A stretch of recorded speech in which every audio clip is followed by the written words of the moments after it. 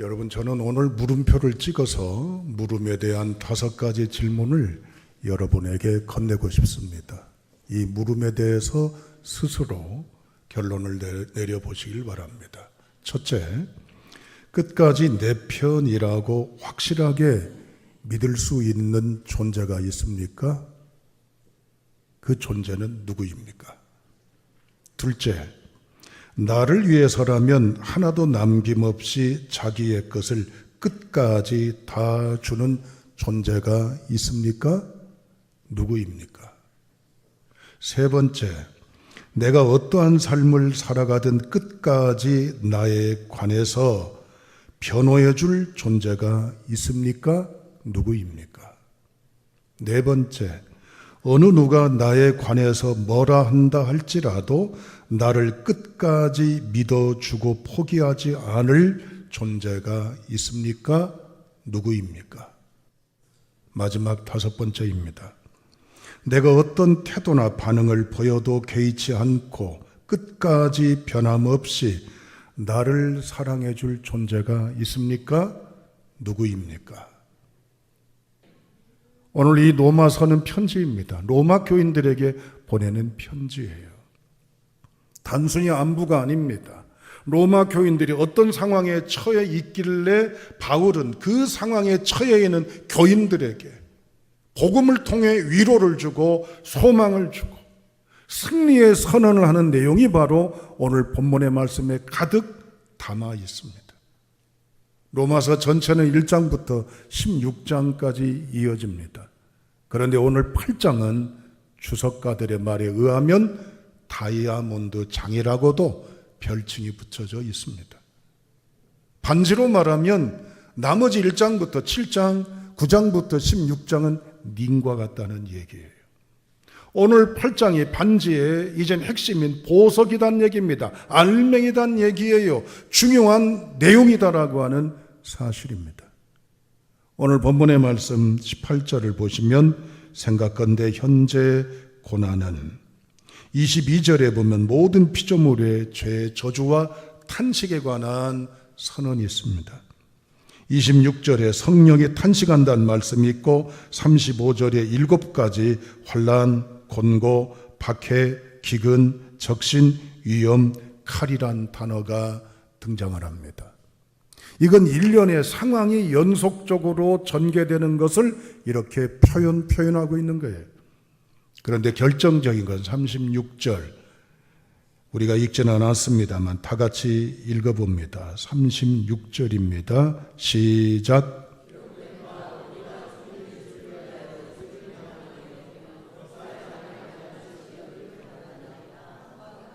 아멘. 바울은 구약의 시편 44편 22절의 말씀을 고스란히 인용하면서 로마 교인들이 처한 상황을 이렇게 한마디로 묘사했습니다.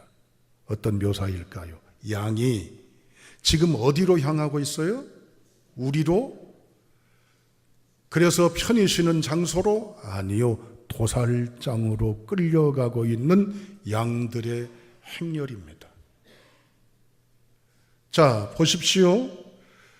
현재 고난, 피조물의 탄식, 성령의 탄식, 7가지의 어려움, 양들이 도살장에 끌려간다. 이 모든 걸 종합해 보면 평안할 시기가 아니잖아요. 뭔가 불안하고 긴장하고 이젠 위험이 엄습하고 있는 아주 절대적인 위기 상황임을 바울은 이 절절을 건너면서 소개하고 있어요. 이 상황이 어떤 상황일까요? 네로 황제에 의해서 크리스찬들이 체포를 당하고 구금을 당하고 고문을 당하고 형벌에 처하고 그 형벌은 다 말로 표현할 수 없어요. 아니, 사람이 사람을 기둥에다 묶어서 깜깜한 밤에 사람의 몸에다가 기름을 붓고 불을 붙이면 사람이 불에 타죠. 가로등으로 써먹었어요. 누구를? 우리를. 이건 보통 예에 불과해요. 얼마나 많은 크리스찬들이 핍박과 박해 속에서 공포 속에서 죽어가고 있습니까? 내일을 기약할 수 없어요. 절망이에요. 지옥이에요.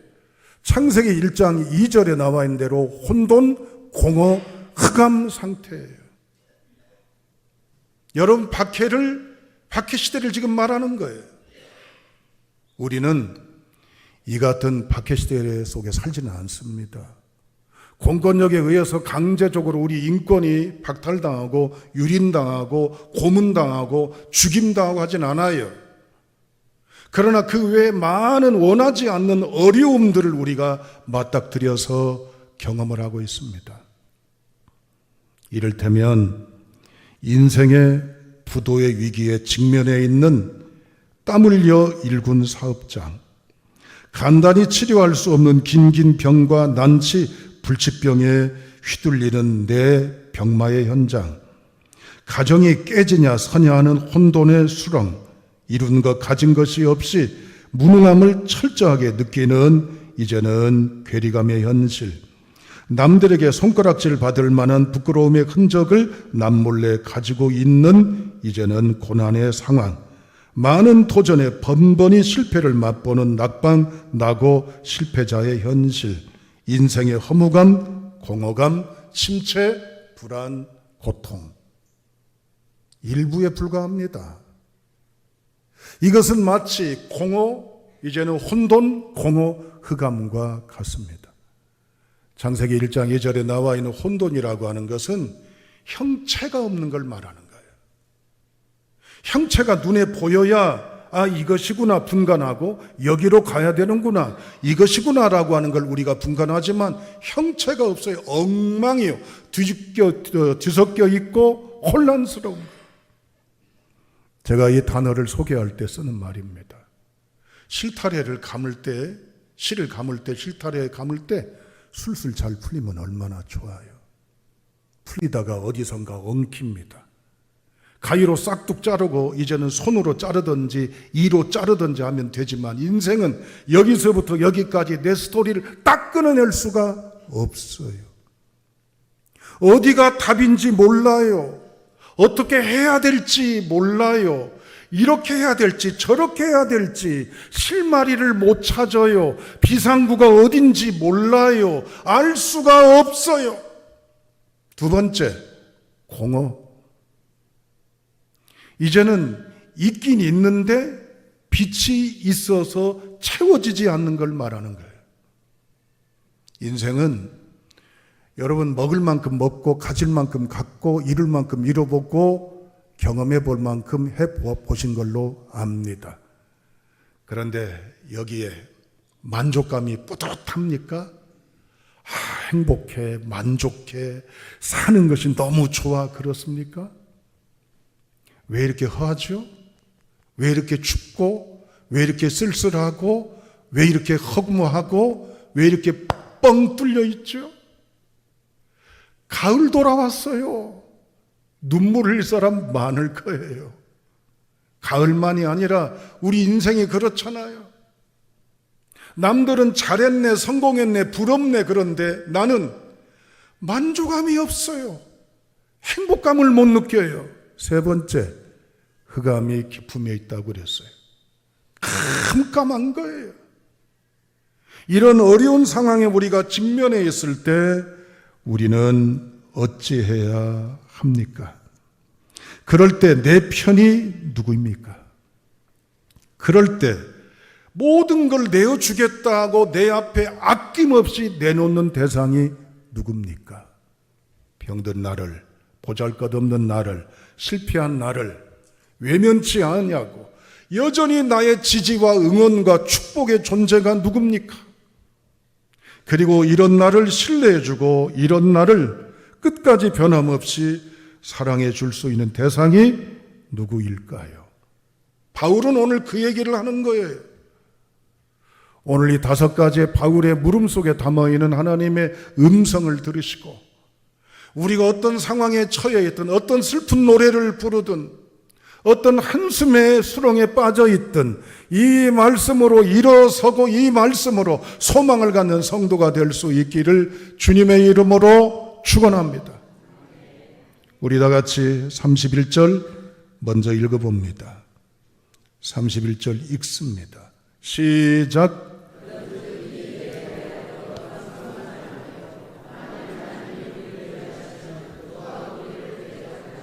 아멘. 먼저 유의할 것이 있습니다. 그런즉 이 일에 대하여 그랬습니다.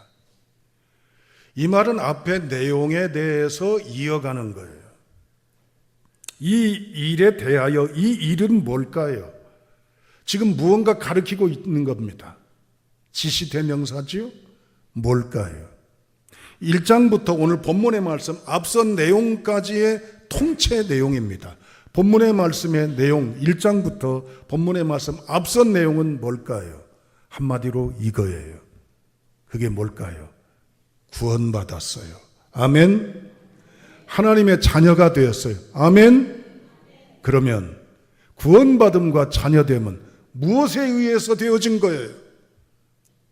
우리가 죄인 되었지만은 하나님이 보내신 그리스도 예수 첫 둘째 아담을 통해 우리가 구원받았고 영원한 생명의 보장을 받은 거죠. 할렐루야. 그렇죠? 여기에서부터 출발하는 거예요. 그런데 보십시오. 31절 만일 그랬어요. 만일 가정법 아닌데 만약에 그렇다면 그 말일까요? 아니요. 헬라어의 문법은 달라요. 아닌데 그렇다면 그런 일이 있다면 이란 단순한 가상이 아니라 강조요. 이런 일이 있어 그 말이에요. 이런 일이 있다는 건 뭐예요? 31절에 우리를 위해 하시는 게 있어 그 말이에요. 아멘. 31절을 공동번역 성경엔 이렇게 번역하고 있습니다. 그러니 이제 무슨 말을 더 하겠습니까? 하나님께서 우리 편이 되셨으니 누가 감히 우리와 맞서겠습니까? 중요한 얘기입니다. 누가 내 편이에요? 돈 다 없어진 나를, 이런 내 편이 누구예요? 실추된 명예, 보잘것없는 여건, 병마에 처한 내 상황, 모든 걸 다 상실한 나. 그럼에도 불구하고 내 편이 누구란 얘기입니까?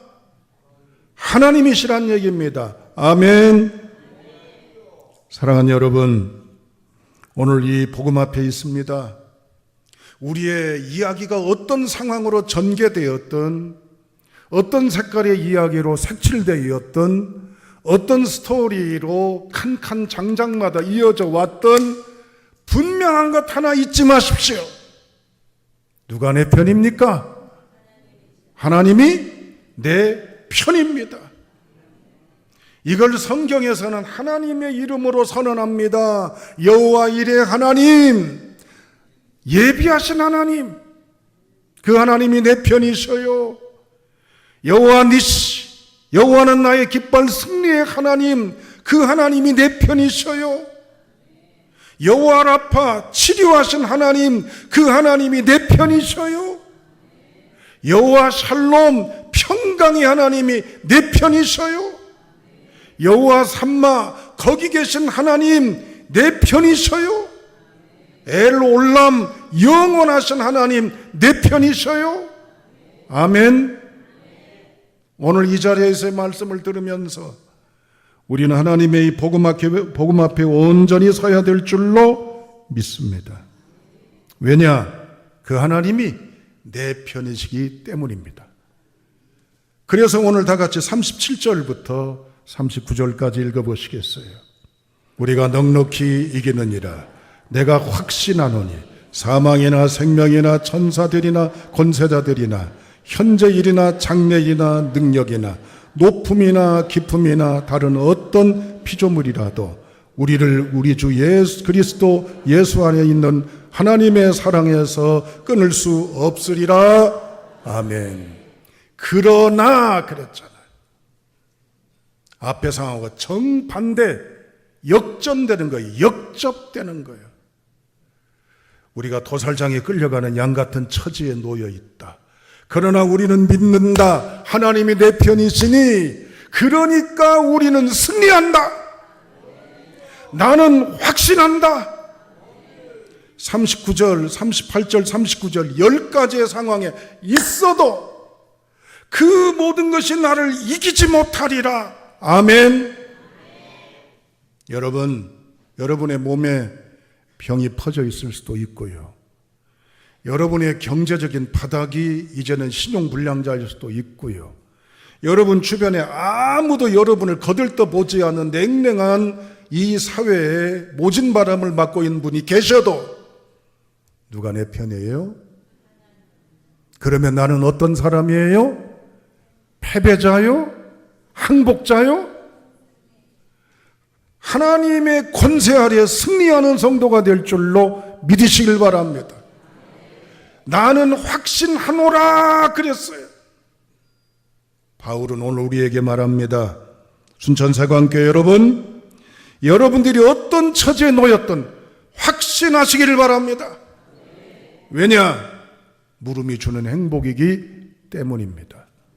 두 번째, 32절 말씀 읽어보시겠습니다. 공동번역 성경이 이렇게 번역되어 있습니다. 우리 모든 사람을 위하여 당신의 아들까지 아낌없이 내어주신 하느님께서 그 아들과 함께 무엇이든지 다 주시지 않겠습니까? 다 주시지 않겠습니까? 아멘? 그래요, 우리는 아무것도 없어요. 그런데도 하나님은 우리에게 당신의 모든 걸 내어 주셨어요. 그 증거가 뭐예요? 십자가의 확증, 사랑입니다. 일반의 사람은요, 주었으면 받아야 돼. 받았으니까 줘야 돼. 이건 아주 기본적인 인간의 관계의 형식입니다. 그런데 받은 것도 없어요. 나에게 잘한 것도 없는데 무조건적으로 주어요. 관계가 없는데 무조건적으로 사랑한단 말이지요. 이 사랑은 세상에서 찾아볼 수 없는 사랑. 세 번째, 다 같이 33절을 읽어보시길 바랍니다. 공동번역 성경이 이렇게 번역되어 있어요. 하느님께서 택하신 사람들을 누가 감히 고소하겠습니까? 그들에게 무죄를 선언하시는 분이 하나님이신데. 세계적인 신학자들이 모였습니다. 그들은 성경을 세상 가운데 쉽게 표현할 방법이 없을까에 대해서 난상 토론을 합니다. 그러다가 칼바르트의 이 짧은 메시지에 동의를 합니다. 칼바르트 가라사대, 나를 사랑하심, 성경에 쓰여 있네. 이 말에 신학자들이 동의하는 거예요.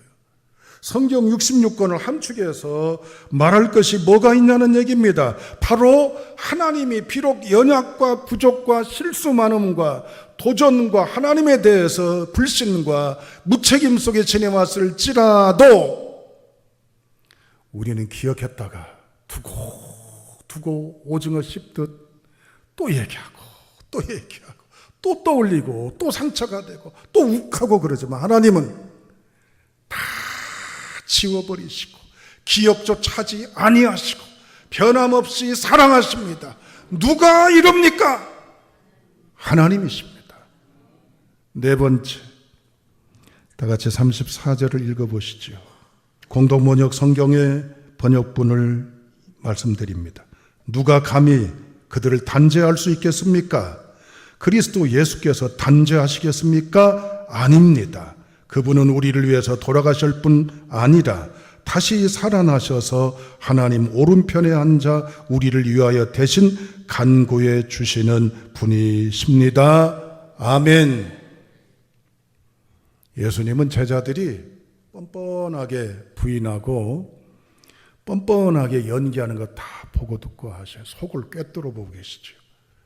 예수님 면전에서 그들이 보인 언행, 표정, 모습들, 심지어 사도 요한으로 추정됩니다만 뻘거벗길 정도로 36개 주랭랑을 놨던 예수님의 먼 면전에서 예수님을 모른다고 부인했던 그 제자들. 저 같으면 십자가 안 져요. 왜? 기분 나빠서, 화딱지 나서, 빈정 상해서, 자존심 상해서. 그런데 예수님은 십자가의 마지막까지 못 박혀 죽으시고 이제는 죽었다 3일 만에 부활하셨어요. 할렐루야.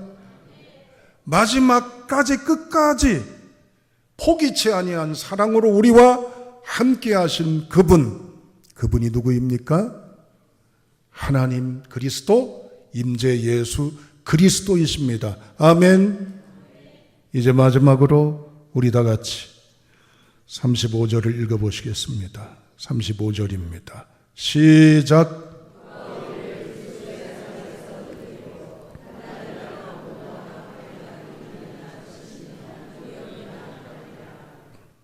누가 감히 우리를 그리스도의 사랑에서 떼어놓을 수 있겠습니까? 환난입니까? 역경입니까? 박해입니까? 굶주림입니까? 헐벗음입니까? 혹 위험이나 칼입니까? 이런 7가지의 처지에 놓여 있는 우리를 마지막까지 사랑하시는 분이 누구입니까? 우리는 환난이 올 때, 역경이 올 때, 박해가 올 때, 굶주림이 올 때, 헐벗음이 올 때, 위험이 올 때, 칼을 경험할 때 믿음이 무너집니다. 바닥을 칩니다. 부인하기 일수입니다. 도망치고 숨고 모른 척할 때가 일수입니다. 그런데도 하나님은 끝까지 이런 나를 어떻게 하셔요? 따라합니다. 사랑합니다. 아멘. 이 복음 앞에 우리를 내어놓으면 우리는 고개 못 들어요. 입이 있어도 한마디 말 할 조차 자격이나 모습이 없어요. 오늘 이 말씀은 입 다물라는 게 아니에요. 아무리 어려운 고난의 시대에 직면해 있고 너희가 아무리 어려운 삶을 살아도 내가 변함없이 끝까지 너에게 그러니 너도 일어나서 폐잔병 되지 말고 승리하고 불안에 떨고 염려하지 말고 확신 갖고 주어진 현실을 뚫고 나가라고 말씀하셔. 하나님이 내 편이심을 믿으십니까? 하나님은 모든 걸 내게 끝까지 주시는 분임을 믿으세요? 하나님은 변함없이 나를 지지하시는 분임을 믿으세요? 하나님은 나를 끝까지 믿고 계시는 분임을 믿으세요? 하나님은 끝까지 나를 사랑하시는 분임을 믿으세요? 아멘. 이것을 믿는다면 내 눈앞에 어떠한 암흑이 혼돈이 공허가 깔려 있어도 우리는 선언해야 됩니다. 병마야, 가난아, 상처야, 실패야, 좌절아, 나사렛 예수의 이름으로 명하노니 떠나갈지어다. 이 복음으로 10월 둘째 주에 주님이 펼쳐주시는 1주간의 삶을 복음의 삶으로 살기를 꿈꾸시는 저와 여러분 될 수 있기를 주님의 이름으로 축원합니다. 아버지 하나님,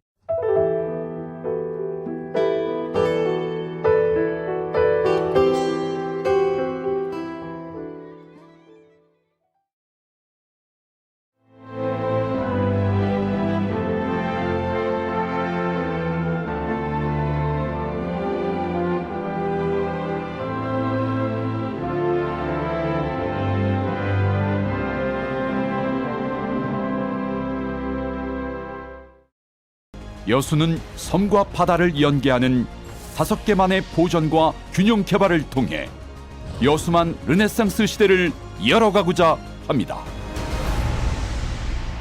이제 여수의 새로운 미래, 여수만 르네상스가 실현됩니다. 누구보다 먼저, 누구보다 빠르게 미래를 준비해온 전라남도.